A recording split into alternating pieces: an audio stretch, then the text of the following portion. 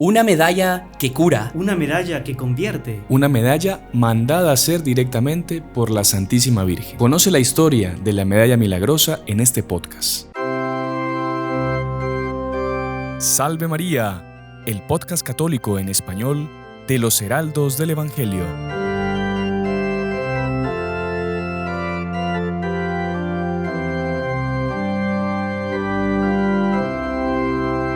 Muy estimados amigos, sean bienvenidos una semana más a nuestro programa Salve María con los Heraldos del Evangelio. Saludamos a los que nos acompañan por la radio, por nuestro canal de YouTube y por las otras plataformas por las que sale nuestro programa. Hoy estamos muy contentos porque vamos a hablar de la Santísima Virgen. Como decía San Bernardo, al respecto de Nuestra Señora nunca se dirá lo suficiente. Y por lo cerca que estamos de la fiesta de Nuestra Señora de las Gracias, de la Virgen de la Medalla Milagrosa, hemos decidido hacer un programa especial para contar un poco esta historia maravillosa de esta visita que hizo la Santísima Virgen a Santa Catalina Labouré para dejarnos un grandísimo regalo del cielo. Y bueno, para hablar de este tema tan importante, hemos querido invitar a dos personas muy importantes. Primero al hermano Juan Andrés. Salve María, bienvenido hermano. Salve María a todos, una alegría estar con ustedes en este podcast y sobre todo la alegría de poder hablar de Nuestra Señora, como dice el hermano Sebastián. Por supuesto, y a pedido de muchos, el hermano Fernando regresa al podcast del día de hoy. Salve María, hermano Fernando. Salve María, muchas gracias por la invitación y bueno, no es que regresa, nunca me he ido, o sea, siempre he estado... Siempre ha estado, exactamente. Nunca se ha ido de nuestros corazones. Con el corazón siempre he estado presente aquí, pero muchísimas gracias por, como dice el hermano Juan Andrés, esta oportunidad de poder hablar sobre Nuestra Señora. Bueno, y pedimos a ella que nos proteja, que ella sea la que guía, que nos ilumine, que guíe este programa, ¿no? Bueno, como les decía, vamos a hablar de la Virgen de la Medalla Milagrosa, pero antes les quiero contar un pequeño hecho que ocurrió para que ustedes tengan idea de la magnitud y bueno, y el porqué del nombre de Milagrosa también. Cuenta la historia que un joven militar francés, cuando iban a la conquista de, creo que era Argelia, si no me equivoco, en África, él había crecido como católico, pero por cuestiones de la juventud se había alejado un poco de la práctica de la religión, de la virtud. Él era militar y bueno, había sido convocado para ir a esa expedición en África. Y su madre, cuando lo va a despedir, ya él con su uniforme ya impecable, lo abraza, le da unos consejos especiales y le dice: recuérdate de tu madre del cielo. Yo siempre te he enseñado a honrarla mucho más que a tu propia madre en la tierra. Así que recuérdate de tu madre del cielo, recurre a ella y llévate esta medalla, pórtala contigo. Y el joven agarró la medallita, que era una medalla milagrosa, que después vamos a explicar lo que es la medalla milagrosa. Y él la vio, como estaba con su madre, pues se la puso, pero después se la sacó para que le dio pena de sus compañeros, de sus camaradas del ejército. Y ahí, bueno, se la sacó y se la puso en el bolsillo del uniforme. Estando en combate, él era un joven muy arrojado, muy valiente. Él avanza en un ataque de los franceses y recibe un balazo en el pecho. Él cae, se perfora por su uniforme y la bala había impactado justamente en la medalla milagrosa que su madre pues le había dado y que él se había puesto en el bolsillo. Y esa bala que entró en su uniforme, en su pecho, había tomado la forma de la medalla milagrosa, que era una medallita de latón en la época, y milagrosamente había detenido la bala, y la bala se había convertido, el plomo de la bala se había convertido en otra medalla milagrosa. Como que se acuñó con el golpe. Exactamente, se acuñó con el golpe. Después él regresa a Francia, se convierte verdaderamente a la religión católica, se convierte en el sentido de que dobla rodillas, como dicen, y empieza a practicar la virtud, a procurar la santidad, y muere pues de muy buena forma años después en la ciudad de Niza. Entonces ese es uno de los muchísimos milagros conocidos y registrados de este maravilloso regalo traído del cielo. Y de eso es lo que vamos a hablar el día de hoy. Esa medalla que todos ustedes, al igual que nosotros, deberían usar. Es un regalo directamente traído de Nuestra Señora del Cielo. Pero bueno, hermano Fernando, no sé si antes nos ponemos en contexto. Sí, perfecto. ¿Qué es lo que estaba pasando? Historia, sí. Sobre todo yo creo que para entender bien la intervención de Nuestra Señora en esta aparición, que fue en 1830, es entender un poquito cómo estaba el mundo, sobre todo Francia, cómo estaba Francia en aquella época de las desapariciones. Tengamos en cuenta que la Revolución Francesa se acababa de finalizar y, en fin, con todos los destrozos que produjo, tanto económica, civil, religiosa sobre todo, porque fue una gran persecución a la Iglesia Católica, a la religión, en fin, un cambio de mentalidades brutal en toda Francia. Y se decía en aquella época que, sobre todo en aquella época, en contexto histórico, Francia marcaba mucho los rumbos a tomar en la historia. Era como un punto de referencia del mundo. Era un punto de referencia del mundo en aquella época. Hoy también, pero aquella muchísimo más. Pero ya no solamente económicamente hablando, sino la forma de las modas, la cultura, la civilización, el arte, todo, la forma de ser. Francia marcaba mucho eso, ¿verdad? Entonces, en la Revolución Francesa fue un cambio brutal de mentalidades, pero cuando acabó la época del terror, ahí vino la época de Napoleón, que era primer cónsul y que pues una especie de golpe de Estado que él hizo, ¿verdad? Un golpe de Estado democrático que él hizo, y después él proclamó emperador. Se proclamó emperador de Francia, y lo que decía Talleyrand, que él se montó un trono, pero de bayonetas. Un trono de bayonetas era una especie de dictadura, ¿verdad? Pero Napoleón, en fin, con toda su fama por las victorias de las luchas, de las guerras y tal, tenía, por así decir, asegurado el trono. Pero cuando comenzaron las derrotas, ahí decreció su popularidad, y entonces ahí él cayó Francia, cayó Napoleón, y vino la restauración de la monarquía legítima. Entonces fue ahí que se escogió como rey de Francia a Luis XVIII, que era hermano mayor de Luis XVI. Luis XVI sabemos que murió guillotinado junto con la reina también, María Antonieta, y Luis XVII era el hijo de Luis XVI y de María Antonieta, que también murió en el templo, torturado, en fin, perseguido. Fue una persona buenísima, súper inocente, pero él murió ahí, pero murió con el título de Luis XVII. Entonces subió este rey, Luis XVIII, que era un rey, digamos, más o menos bueno, que tenía más o menos claras las ideas, pero él cuando muere, reinó por un poco tiempo, cuando muere sube al trono Carlos X. Y Carlos X sí que era un rey que tenía, digamos, bien consciente de su protagonismo como rey. Inclusive él se hizo coronar en Reims, y usaron las ampollas, aquellas ampollas que milagrosamente vino del cielo en las manos de Saint-Remy, y que fue cuando coronó por primera vez el primer rey de Francia, Clodomir, etc. O sea, él quiso coronarse como rey, pero de la forma más sacral, por así decirlo, ¿no es cierto? Y entonces, él, digamos, fue un rey buen católico, practicante, y, en fin, quizás tendría también sus defectos, ¿verdad? Pero ahí el gobierno está muy inestable, Francia en cuanto políticamente hablando, muy inestable tal, y entonces hay una disputa también entre Carlos X y lo que pues subió al trono, Luis Felipe. ¿Quién fue este Luis Felipe? Luis Felipe fue el hijo, Carlos X fue el hermano menor de Luis XVI. Pero este Luis Felipe, ¿quién era? Era el hijo de Felipe Egalité. Felipe Egalité, que era un primo de Luis XVI, que fue aquel que se llamó Felipe Igualdad, justamente, porque en el voto de Minerva, que hicieron un voto a ver si el rey lo mataban o no, lo guillotinaban o no, ahí él votó, estaba parejo, y él votó a favor de la muerte del rey. Era el duque de Orleans, traidor completo, y entonces él votó por la muerte del rey. Ahí cuando muere Carlos X sube Luis Felipe. Luis Felipe es el papá que era Egalité. Y entonces, tiene razón, Luis Felipe, pero también gobierna muy poco tiempo, y a la muerte entonces hay toda una revolución, que es la revolución de la Comuna, etc. Y ahí vuelve la República. Pero lo interesante de destacar aquí es que en aquella época la monarquía representaba todo lo que era la tradición, el catolicismo, la defensa de la iglesia, del altar, el trono, ¿verdad? Y la república era el símbolo de la revolución, del ateísmo, de la persecución religiosa, en fin.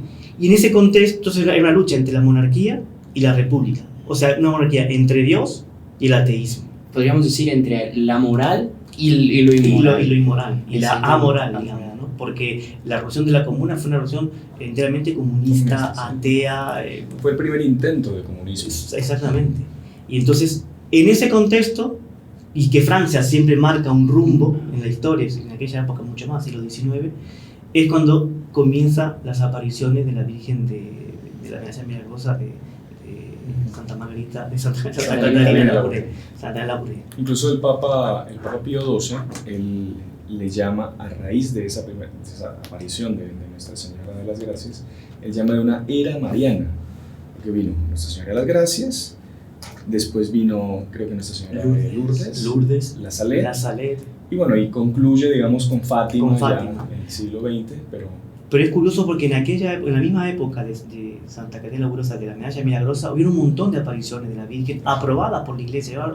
No me recuerdo los nombres, y en Francia. Sí. O sea, como que una predilección, ¿verdad?, de la providencia por Francia, justamente por ese papel que tuvo Francia en la historia. O sea, todo lo que se juega en Francia se jugaba en el mundo. Y lo que pasaba en Francia pasaba en el mundo. Iba a ser después modelo para todo el mundo. Y qué bonito que Nuestra Señora, en una época de crisis y digamos una época decisiva, ella viene para justamente alertar y todo eso. Eso me parece muy por eso que me parece interesante este contexto histórico. Sí, claro. Porque cuando la señora entra y ya no es una aparición más como tantas hubo antes de Nuestra Señora de la Medalla Milagrosa, sino que es una aparición en la cual ella va a indicar el rumbo, como que ella toma ya el timón de la historia. Son, por así decir, apariciones pero proféticas. Sí. O sea, que no solamente que profetizan lo que va a pasar, sino que qué es lo que hay que hacer para alcanzar la prosperidad, indicar el rumbo. El reino, o sea, el reino de Dios. Que es el papel de un profeta en realidad. Como usted dice, no solo adivinar, saber el futuro, sino guiar el pueblo hacia un destino que es el destino que Dios quiere. Ahora, hermano Fernando, ya vimos el contexto histórico y ahora sería interesante también, que siempre se estudia eso, conocer quién fue la vidente, la que vio, la que conoció, la que recibió esa visita de la Virgen y ese mensaje tan importante que culmina con la Medalla Milagrosa. Bueno, Santa Catalina, ella es de un pueblo de Borgoña, de Francia, o sea, al este de Francia. Ella era hija de unos granjeros. Sí, era un pueblito así. Sí. Era un pueblito muy simpático y tal, pero el papá Labouré, él era granjero, pero no era un granjero, digamos, tenía una cierta categoría, ciertas poses, y entonces era muy respetado. No era tan buena gente, era un poco revolucionario. Él, en la época de la Revolución Francesa, él fue alcalde del pueblo de ahí. Él aprovechó la Revolución Francesa para proyectarse políticamente. La mamá Contat, ella era muy buena, católica, practicante, era un ejemplo a la familia. Ellos eran 11 hermanos. 11 hermanos, y Catalina creo que era la novena de los 11 hermanos, ¿verdad? Y con 9 años, ella queda huérfana de la mamá, muere la mamá, y entonces ella queda al cuidado solo del papá, pero que el papá la manda a París, junto con la hermana mayor que estaba en París, para que una familia, amigos de la familia, se educase ahí en París.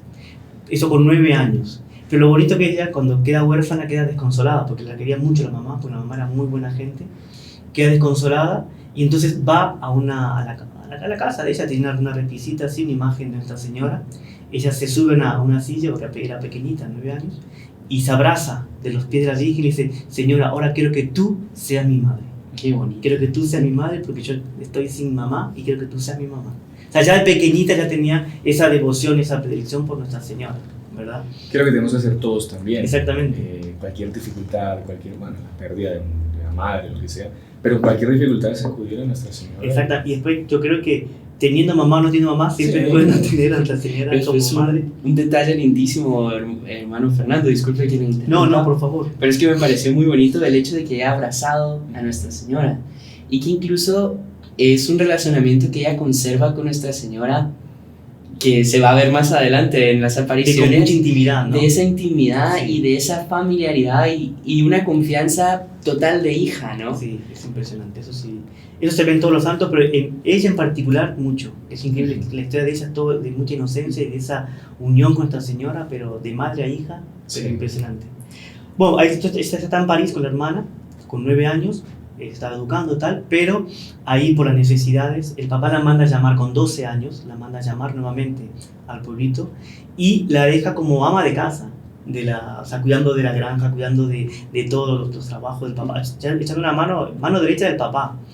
Y el papá que era bastante duro así con ella, y ella se comportó de una forma eximia, fue una ama de casa pero eximia, o sea, cuidaba de la casa de una forma impresionante.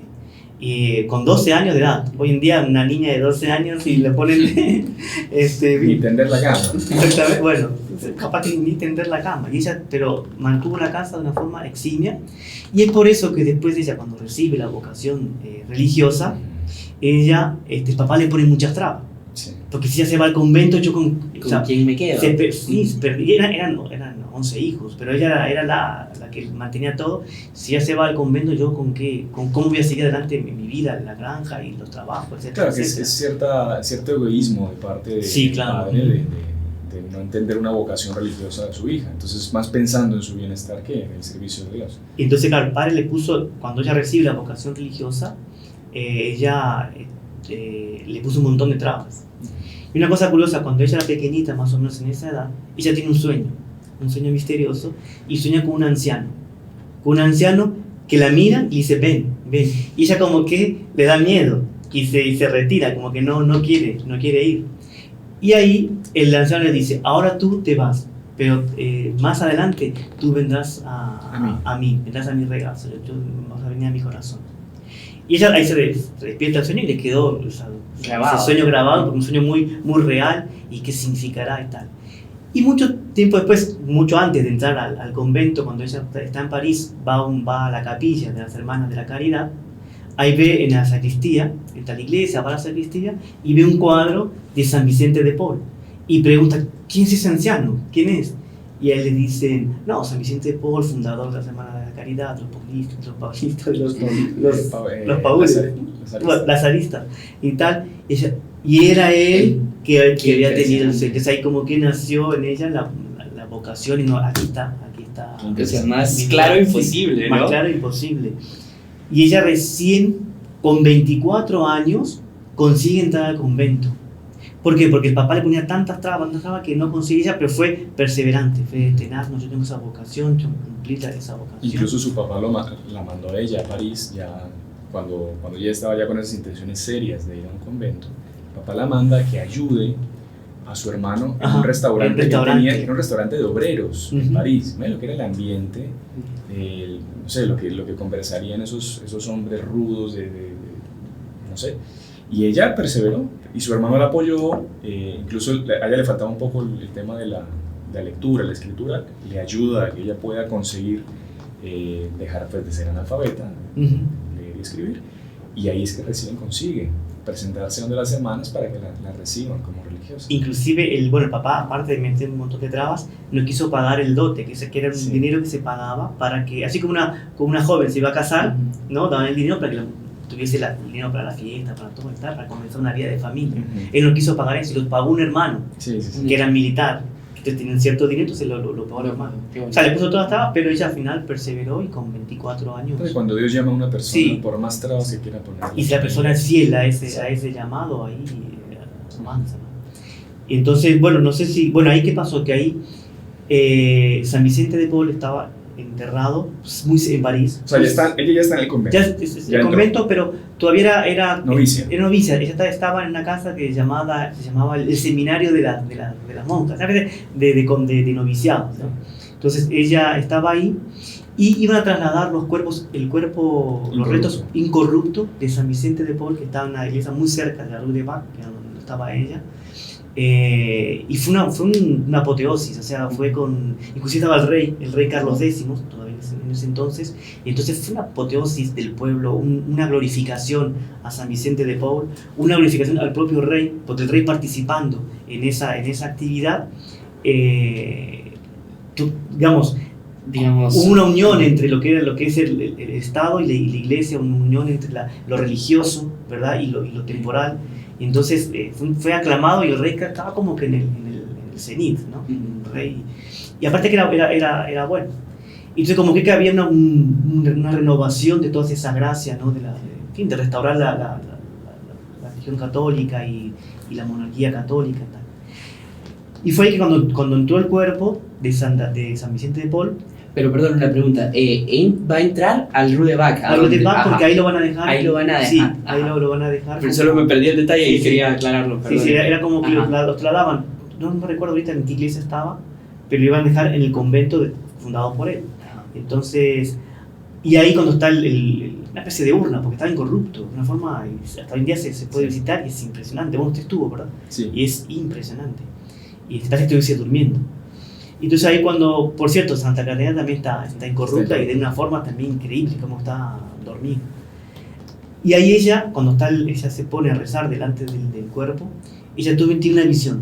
No es un sueño, sino es una visión en la cual ella ve 3 corazones. Ve un corazón blanco, un corazón rojo y un corazón negro. Y es muy curioso porque ella y ahí explica que el corazón blanco era la paz que estaba viendo en ese momento en Francia. Claro, todo estaba en paz, todo estaba en orden, Carlos X, etc., todo en orden. El rojo significaba la sangre que iban a derramar para establecer la paz. Primero, el color rojo, el amor, la caridad, etc., pero también la sangre que ellos iban a derramar por Francia. Y el color negro significaba la calamidad, la catástrofe que iba a caer en Francia en poco tiempo, en París, en Francia, y por lo tanto en todo el mundo. O sea, ella veía esos 3 corazones y escuchaba una voz interior que le daba esa explicación, ¿no? No es que ella se inventó una interpretación. Ella, no sé, habrá sido su ángel de la guarda, Dios, no se sabe, que le decía lo que significaba cada cosa.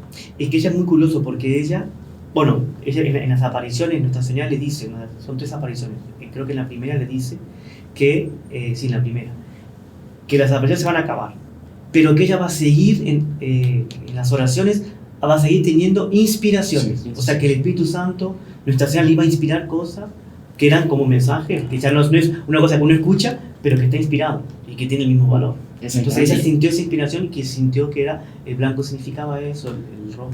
No, y después ella tenía una gran vida mística.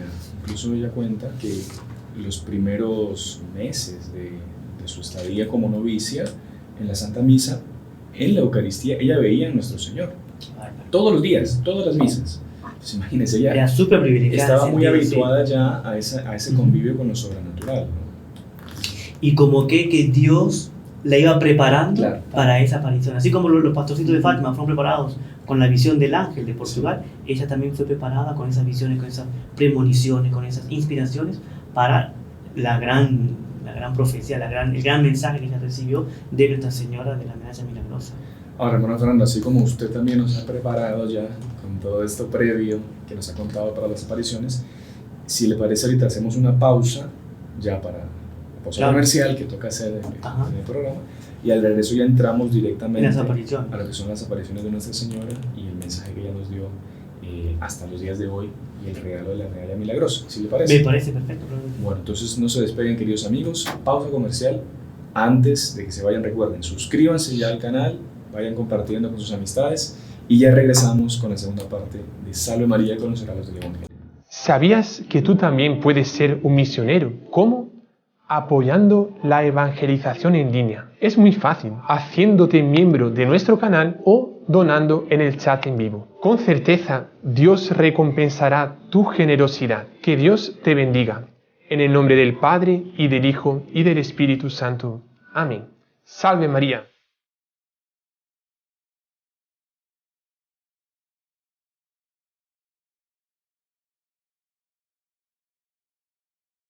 Continuamos con la segunda parte de nuestro programa Salve María con los regalos del Evangelio, y hoy estamos conversando con el hermano Juan Andrés, el hermano Fernando, sobre las apariciones de Nuestra Señora de las Gracias en la Rue de Bac, Nuestra Señora de la Medalla Milagrosa.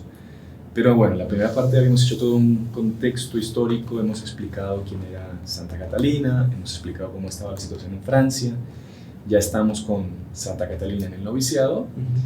Y habíamos contado las apariciones, o las visiones, mejor dicho, que ella tuvo del corazón de San Vicente con las respectivas explicaciones de por qué cada color de cada corazón. Vale la pena resaltar acá, que esto se nos quedó, que ella todo esto se lo iba contando a su confesor, que era un sacerdote, que era el padre Aladel, y que él, bueno, la escuchaba, y el único consejo que le daba era que no hiciera caso a eso, que se olvidase y que pensase en otra cosa y que alejase todas esas visiones, pensamientos como si fuesen pecaminosos. En fin, no sé, tendría sus motivos, qué sé yo.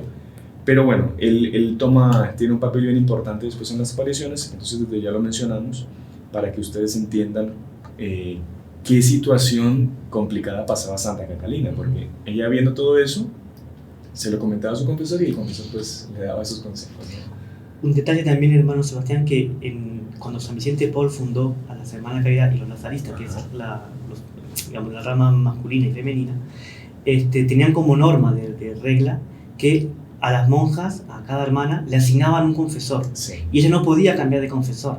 O sea, este no me gustó, entonces voy a ir a otro. O bueno, este no me cree, entonces se lo voy a contar a otro. Sí. Entonces ella tenía que cumplir con esa norma de la regla. Uh-huh. Y entonces le tocó al padre, a la de él. Sí. Y entonces no, ni modo. Ni modo. La providencia lo Sí. permitió, bueno, veremos, no sabemos. Entonces, hermano Fernando, ya llega por fin, comienza en la fase ya de las apariciones de Nuestra Señora. Ella ya había visto el corazón de San Vicente, a San Vicente en el fondo, ¿no? Y El sueño día, también, sí, pequeñita. exactamente, con San Vicente. Y un día antes de la fiesta de San Vicente de Paul, la maestra de novicias les había hablado mucho, Sí. un montón de hechos de la vida de San Vicente, y antes de ir a dormir les había regalado a cada una de las novicias un pedacito del roquete de San Vicente, una reliquia. Qué reliquia, sí. Y Santa Catalina, ella muy devota, muy simpática como era, agarró esa reliquia, la cortó a la mitad y dijo, bueno, si San Vicente ya me dio la gracia de verlo a él también me va a conseguir la gracia de ver a la Santísima Virgen. Yo quiero ver a la Virgen. Y agarró esa mitad de la reliquia y se la tragó, Sí. se la comió, y ahí se fue a dormir. Y esa noche es que ella, cuando estando durmiendo, ella escucha que entran a su habitación, la despierta, dice, Sor Lauré, la despierta, ella ve, y un niño pequeño, ella lo describe de unos 4 o 5 años, súper bonito, una belleza fuera de lo común, y le dice, acompáñeme Sor Lauré, porque la Virgen la va a ir a visitar en la capilla, la Virgen la quiere ver en la capilla. Y ella, pero ¿cómo así que la Virgen me quiere ver en la capilla? No, yo no puedo levantarme, yo soy una novicia, no, todo el mundo está durmiendo. Y me van a ver, me van a descubrir. Y ahí el niño, que era su ángel de la guarda, le dice, tranquila, todas están durmiendo, no se preocupe, vamos a la capilla. Ahí ella se levanta y ella va narrando que de camino hacia la capilla, por donde iba pasando el niño, guiándola, todas las luces se iban encendiendo, imagina que eran velas, ¿no? Como lámparas de aceite, se iban encendiendo hasta llegar a la capilla. Cuando entran a la capilla, ella describe que la capilla estaba preparada como si fuese para una misa de Navidad, una misa de gallo. Estaba con todas las velas encendidas, un ambiente así súper... En las misas de Navidad se siente una gracia especial. Y el niño la lleva hasta el lugar donde predicaba el sacerdote y le dice, espera acá, porque ya llega la Santísima Virgen. Qué bonito, qué bárbaro. Y ahí, hermano Fernando, ¿qué fue lo que pasó? No, ahí un detalle un poquito antes, que ella entró al noviciado el día 21 de abril Ajá. de 1830, y desde que ella empezó, que entró al noviciado, rezaba siempre a San Vicente de Paul de ver a la Virgen, Sí. de que yo quiero verla. Es la única vidente que yo conozco, por lo menos, que pide de poder ver a Nuestra Señora. Y en julio, que es ahorita, la primera aparición, o sea, de abril a julio, que 4 meses, Mayo, junio, julio, 3 meses, Nuestra Señora la atendió. Fue el 18 de julio. Fue el 18 de julio, o sea, para que veamos cómo es bueno siempre pedir que en 3 meses, Con perseverancia. con perseverancia, y si es una cosa buena, y si nos conviene nuestra salvación, Nuestra Señora a ella la atendió, digamos que relativamente bien rápido. Pero entonces ahí, sí, el ángel que se le aparece tal, y un detalle curioso también, cuando ellos, a medida que iban avanzando, se iban encendiendo las luces, tal, es súper fenomenal. Y entonces ahí, ella llega y ve que se aparece Nuestra Señora, ¿no? Y súper elegante. Perdón que le interrumpa, solo el detalle, yo creo que ya escuchó el frufru del vestido. Exactamente. Y que ella, esta santa, es súper detallista. Ajá. Ella cuando describe las apariciones con lujo de detalles. Entonces también el frufru, ¿no? Que es el ruido roce. que hace la seda, ¿no? Inclusive describe el color del manto que tenía, el vestido, mejor dicho, tenía un manto, el vestido, que era un color rosado así, pero es un rosado que es ese color rosado que se produce entre la aurora y la noche. Pero un poquito antes de la aurora hay un color. Entonces, ¿hasta qué punto de detalles ella conseguía describir? Y eso muestra la veracidad. Nadie se puede inventar una cosa así. Después, cómo estaba vestida la Virgen, que tenía una diadema así, que era más o menos de 2 o 2,5 centímetros de ancho. O sea, se ven esos pequeños detalles, ¿no? Ahí la Virgen pasa, desaparece así al altar, como decía el hermano, que tenía todo adornado como para misa de Navidad.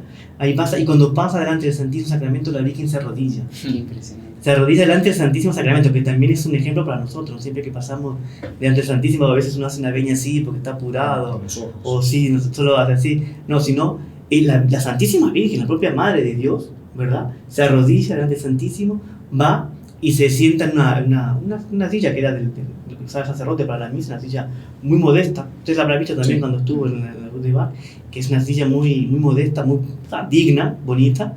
Y él se sienta, y lo que decía usted al comienzo, de cómo esa intimidad que tenía ella con Nuestra Señora, que ella va, se arrodilla y apoya sus codos, digamos, en el regazo de la Virgen, en la rodilla de la Virgen, y comienza así a hablar con Nuestra Señora, de madre a hija, pero con una intimidad así increíble. Santa Catalina dice, fueron los momentos más espectaculares de mi vida. Más, o sea, no con esas palabras, más sublime. Más sublime, la mayor consolación que yo recibí en mi vida. O sea, imagínese usted esa confianza de poder ponerle sea, sus antebrazos, sus codos a la Santísima Virgen.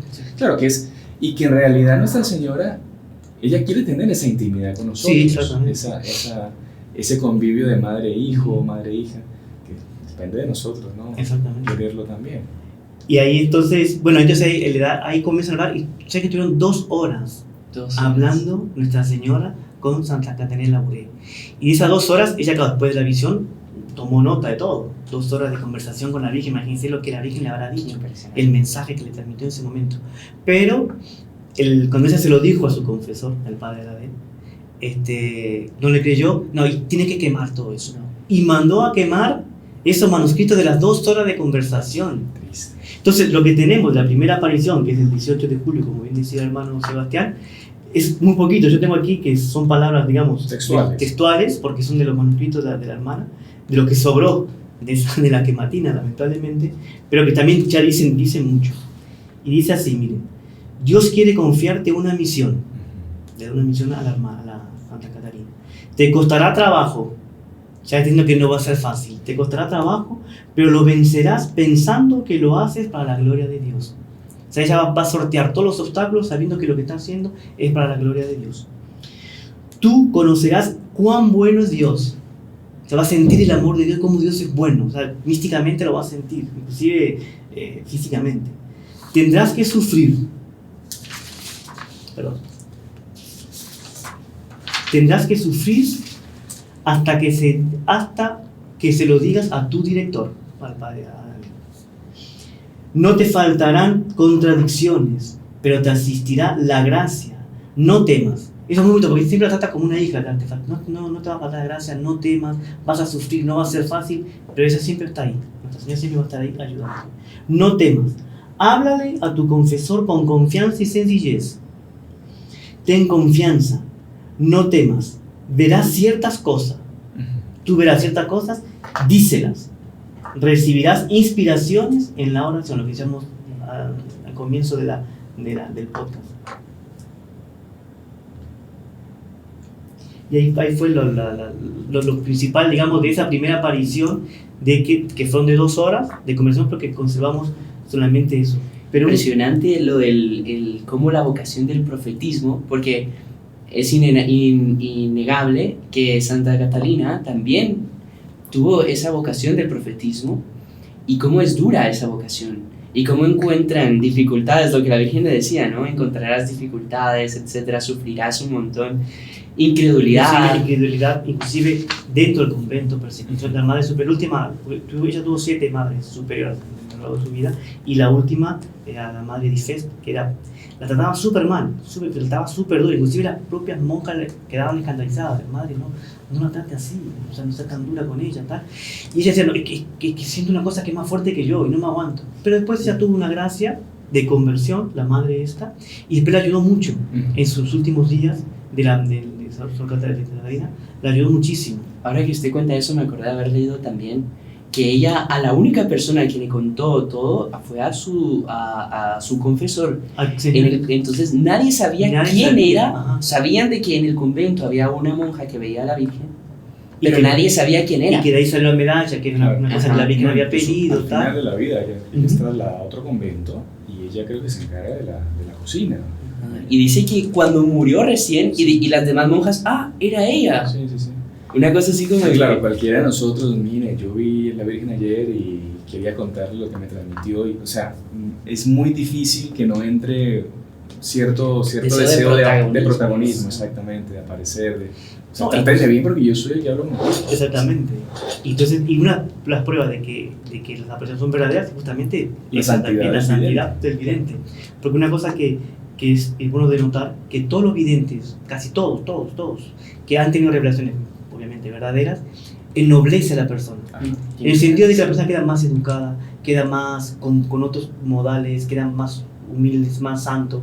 Y eso como que bueno, los pastores de Fátima, por ejemplo, que eran campesinos súper, pero usted va a ver la foto de ellos, son súper dignos, súper educados. Yo me acuerdo cuando estuve en Portugal, vi el vestidito de Jacinta, y usted ve, es un vestido súper simple, pero parece una princesa. Sí. Lo que dice el Salmo, ¿no? Que los levantará de la basura y los sentará entre los príncipes. Exactamente. Qué bonito. Entonces ella también se vio beneficiada justamente también en ese aspecto, ¿no? Perdón, un detalle, quizás parezca súper secundario, pero yo me acuerdo de haberlo leído también en una biografía de Santa Catalina, escrita por una monja, y ella dice que narran, o sea, ella se basa en testigos de la época, que Santa Catalina tenía los ojos azules más lindos que habían visto. Y ella dice, me parece providencial que Dios quiso que esos ojos, que eran los ojos más lindos, fueron los ojos que vieron a Nuestra Señora. Qué bonito. Pues un detalle secundario, pero yo creo que es bonito ponerlo. No, es bonito. Y ¿sabe qué pasa? Que ella en la primera aparición también le pide a Nuestra Señora. Ella le dice, Señor, yo aquí te estoy viendo como madre cariñosa, como madre tiernísima, madre que está súper muy cercana a nosotros. Pero yo te quiero ver como la mejor de la reina, con todo el esplendor, con lo más bello de tu belleza. Entonces yo quiero, si tú te puedes manifestar también, pero de una forma así esplendorosa y fabulosa, como una reina, pero de la reina más bella del mundo, como nunca se está en la historia. Y es por eso que después, en la segunda aparición, que es la más famosa, la del 27 de noviembre, que es la que vamos a festejar ahora, ella se aparece y le muestra cómo es la medalla milagrosa y se muestra con todo ese esplendor, como ella reina del mundo y tal, porque eso lo podemos ver cuando lleguemos. Creo que ya podemos entrar. Sí, bueno, porque entonces ella pide esa gracia a Nuestra Señora y justamente el día 27 de noviembre, que vamos a festejar ahorita, es que se aparece ella como la medalla milagrosa. Pero ella la ve a Nuestra Señora, pero después la ve como un cuadro. Y está representada Nuestra Señora con esa majestad fabulosa, fenomenal, en la cual ella está con un mundo en la mano, lleva un mundo en la mano, y abajo en los pies también lleva un medio mundo, o sea que es el mundo, pero que ella, como por así decir, está por encima, pero también lo tiene en las manos. Entonces, como yo soy la reina del mundo, y de sus manos salen unos rayos que dan una vuelta y caen en el mundo, sobre todo en París y en Francia. Qué bonito. ¿Verdad? Y entonces ahí ella comprende que es Nuestra Señora como reina del mundo, pero una cosa impresionante, porque ahí se ve lo que decíamos al comienzo, el lado profético de esa aparición. Porque Nuestra Señora profetizando ya, mostrando al mundo cuál es la solución para todas las calamidades que van a venir. Porque tengamos en cuenta que en aquella época, Revolución Francesa, monarquía, lo que explicamos al comienzo, había una división entre Dios y el ateísmo, ¿verdad? Y lo que ellos hablaban de esa apostasía silenciosa de Occidente. Sí. Si bien que hoy en día no es tan silenciosa, hoy en día es una apostasía a los gritos. Porque claro, en las persecuciones que hubo en Europa, de los bárbaros y tal, era porque existieron, pero era porque eran bárbaros, entonces perseguían, no tienen mucha, digamos, instrucción. O sea, no eran cristianos. Claro, eran cristianos, entonces no tienen mucha instrucción de que, bueno, estamos matando a la gente porque adoran a un Dios que no es el mío, entonces vamos a que matarlo y tal. Pero hoy en día esa apostasía es la persona que ya fue educada en la religión católica, fue educada en el cristianismo y está rechazando todo lo que recibió. Entonces es una apostasía que es mucho más grave y mucho peor, y es lo que estaba jugando en ese momento, o la apostasía o volverse hacia Dios. Entonces aparece como medianera universal de todas las gracias, pues todas las gracias que ya salían de su mano, que caían al mundo, que iban hacia el mundo, y como corredentora del género humano. Entonces ya está profetizando cuáles son los dogmas que se tienen que proclamar, que van a ser dogmas muy perseguidos, pero son los dogmas que van a dar la solución al mundo, el cual va a haber, el mundo va al fin va a conocer a Nuestra Señora, va a haber prosperidad, amor, que es lo que la Virgen de Fátima dijo, que por fin mi Inmaculado Corazón triunfará. Hermano Fernando, perdón, una pregunta. Entonces, usted está comentando, porque viene a la cabeza muchas ideas, esto de los dogmas, esto de toda la representación de la medalla. Ella se muestra como en un cuadro, entonces, y usted describía que está con el mundo en las manos, los rayos salían de sus anillos que tenía en las manos, iban al mundo. Y ahí se veía la frase que la rodeaba a ella, o María concebida sin pecado, que también, Inmaculada Concepción. Que no era todavía, no era dogma, claro. Había sido proclamado dogma. Por eso, María concebida sin pecado, rogad por nosotros que recurrimos a vos. Entonces, rogad por nosotros también, parte de esa mediación para conseguir las gracias de Dios. Ahora, la medalla en sí, como la conocemos hoy en día, no es con ese formato como la Santísima Virgen se apareció, que era justamente con el globo, con la tierra en las manos, ella mirando al cielo, ¿no? Porque describía también, me acuerdo, que ella su mirada la elevaba a Dios Padre seguramente. Pero ¿qué fue lo que pasó? Porque ¿qué pasa? Ahí ella manda, la Virgen manda a acuñar esas medallas y a ser distribuidas. O sea, perdón, solo para que quede claro, ella ve ese cuadro, por así decirlo. Sí. Y la Virgen le dice, haz una medalla de lo que estás viendo. Pero también hay un detalle, quizás para después avanzar, que ella se da vuelta y ve el reverso de la medalla también. Así, la cruz con que la ve M. Una M que tiene un travesañito, y ese travesaño se apoya a la cruz. Claro. Y después abajo dos corazones, que es el corazón de María y el corazón de Jesús. Que es un solo corazón. Que es un solo corazón, y dos corazones pero sufrientes, porque es con la corredención. Y exactamente, entonces ahí viene la corredención, porque es María, que es la corredentora, por eso está la cruz, que es la corredentora.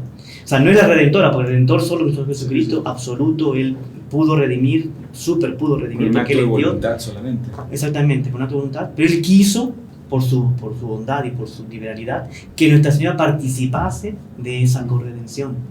Y por eso se muestra en el otro lado de la medalla la M de María, la cruz, y apoyada en la M, pero Nuestra Señora es la corredentora y los dos corazones sufrientes. Obviamente que aquí no queremos decir que Dios precisó de una corredentora, no necesitó en absoluto, pero Él quiso, justamente ¿para qué? Para mostrar el poder salvador que Él tiene.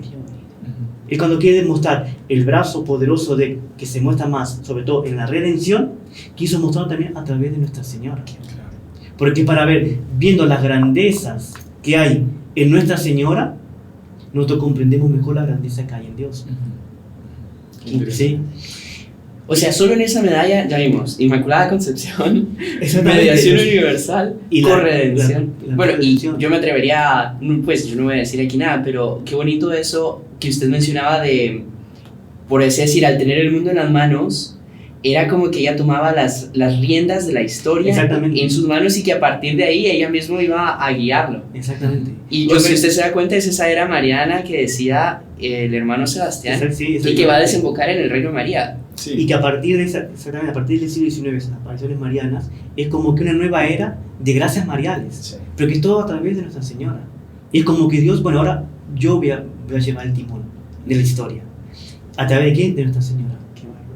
Es como esas bodas de Cana del Nuevo Testamento, por así decirlo. Exactamente. De la actualidad, de que Nuestra Señora interviene y que consigue esos milagros que se necesitan de nuestro Señor para solucionar este mundo que se cae a los pedazos. Y una cosa bonita que decía el hermano Juan Andrés, que el Señor gobernando el mundo, yo me acuerdo en una conferencia con el doctor Pino Oliveira, que fue el que fundó, que formó nuestro fundador, Inferno Heraldo, yo estuve presente en la conferencia en la cual le mostraron un audiovisual justamente sobre la medalla milagrosa. Y él quedó encantado con esa visión de que Nuestra Señora tenía el mundo en las manos.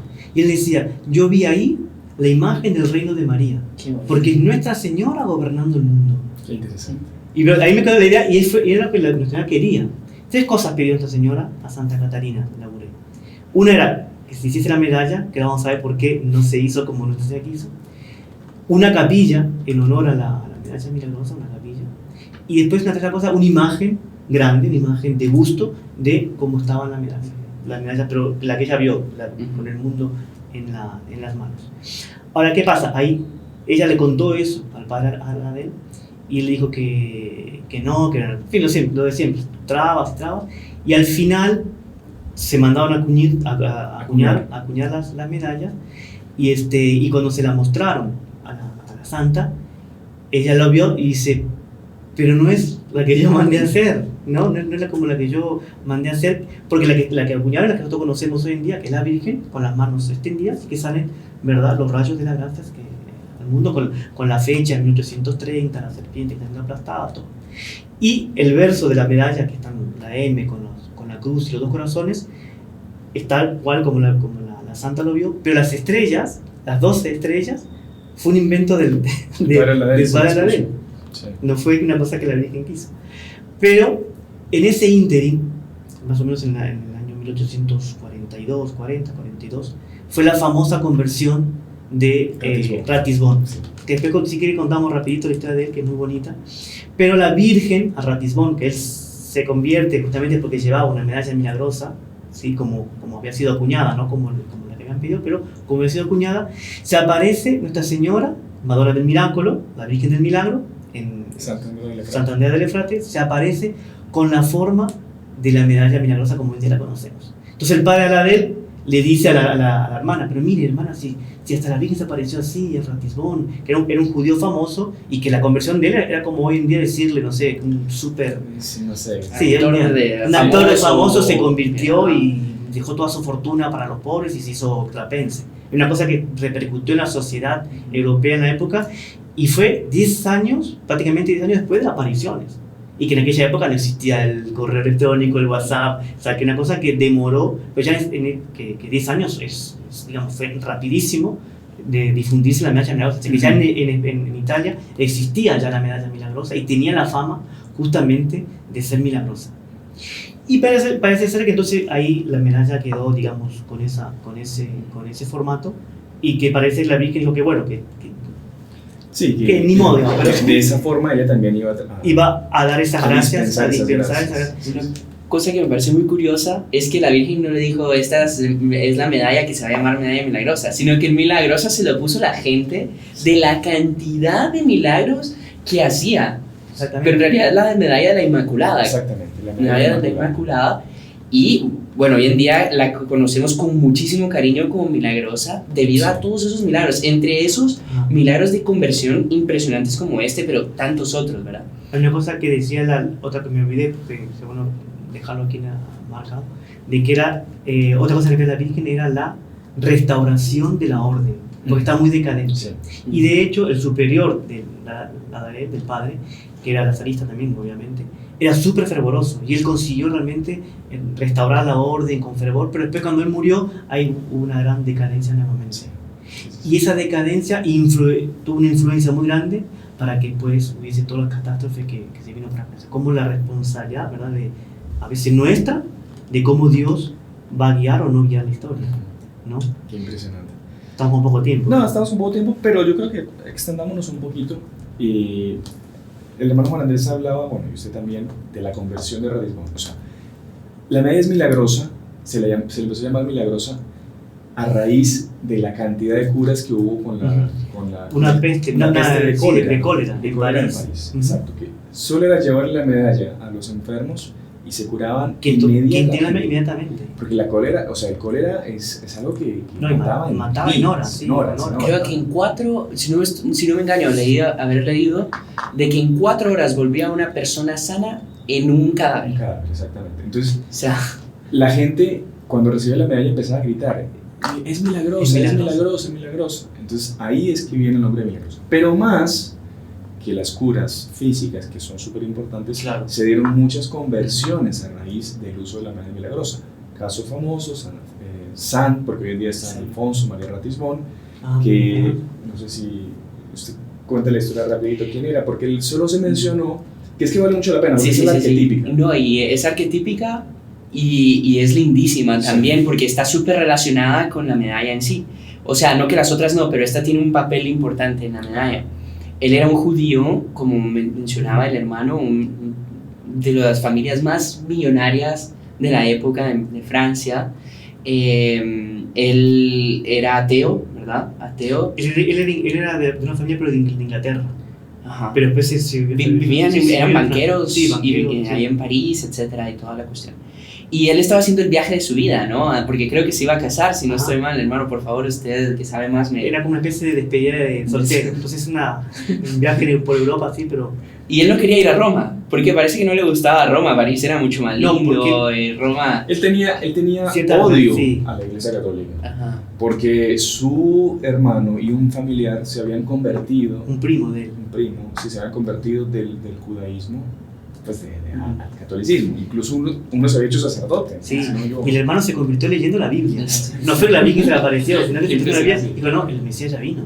O sea, él sacó la conclusión, porque era honesto consigo mismo, y sacó la conclusión de que ya la Iglesia Católica era la verdadera. Otra cosa interesante es que, claro, el hecho de ser una familia muy rica era muy bien relacionado con gente. Entonces, él era amigo de la nobleza más alta, y entre esos amigos había gente que era muy buena, era gente noble, que además de ser noble tenía un corazón muy noble también, ¿no? Entonces, uno de sus amigos le regaló una medalla milagrosa. Le dijo, mira, yo sé que no sos católico, etcétera, quizás de una forma mucho más linda, ¿verdad? Pero aquí en un lenguaje coloquial, para que nos entiendan bien, por amistad, yo te pido que lleves esta medalla.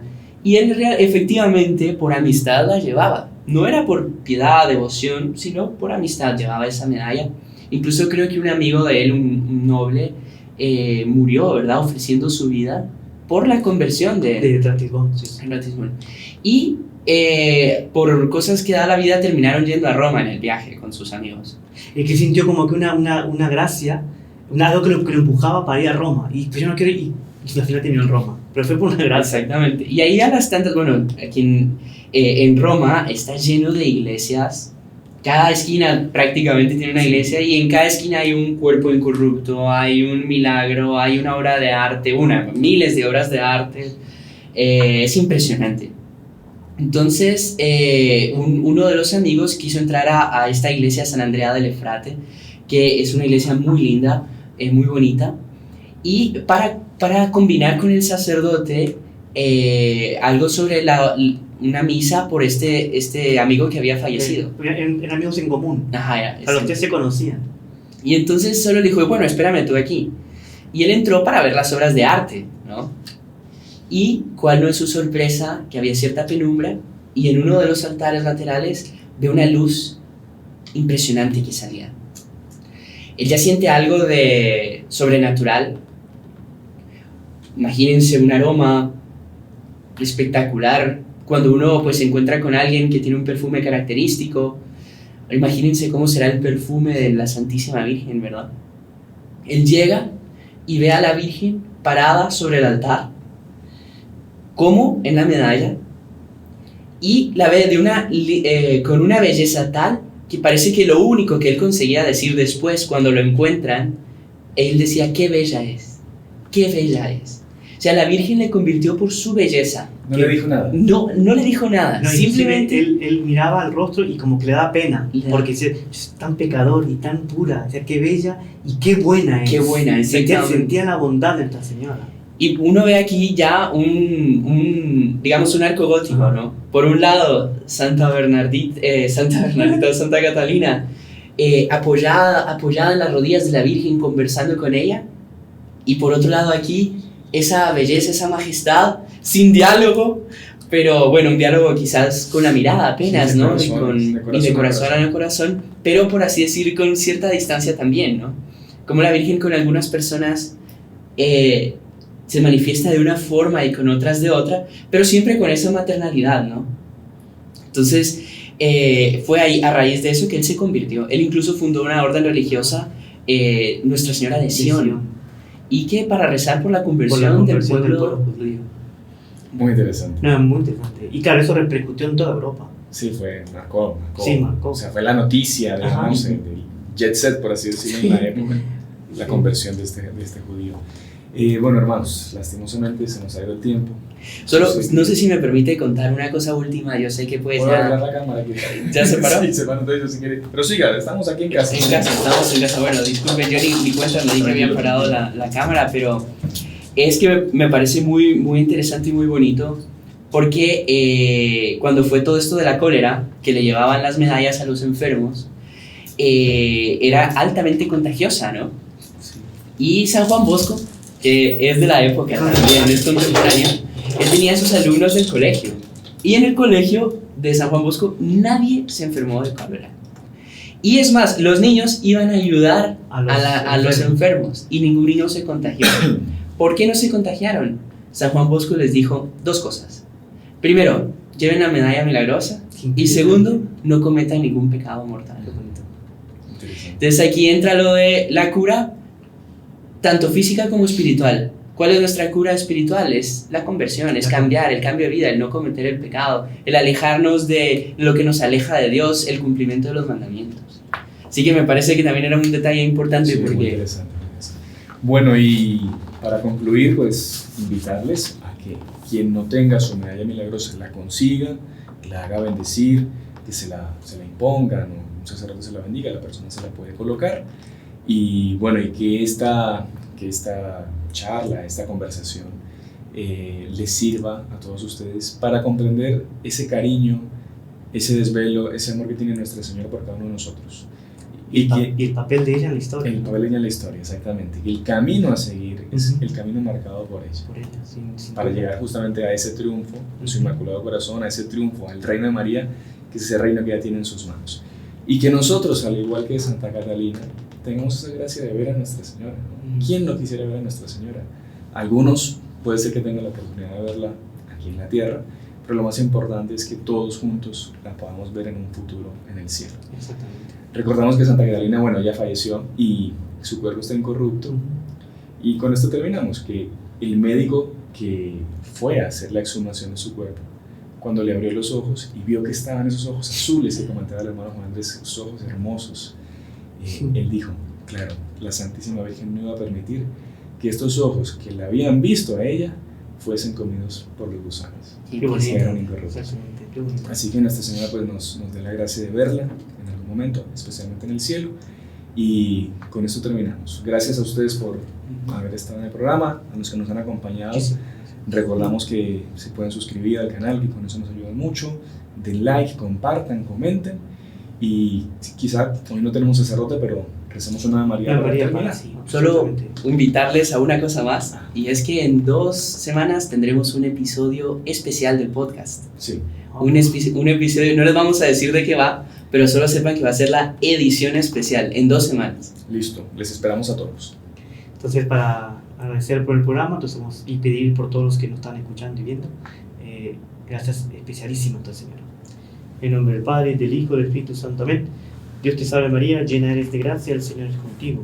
Bendita tú eres entre todas las mujeres y bendito es el fruto de tu vientre Jesús. Santa María, Madre de Dios, ruega por nosotros pecadores, ahora y en la hora de nuestra muerte. Amén. Nuestra Señora de la Medalla Milagrosa, Ruega por nosotros. Santa Catarina Labouré, Ruega por nosotros. en el nombre del Padre, del Hijo y del Espíritu Santo. Salve María. Salve María. Salve María.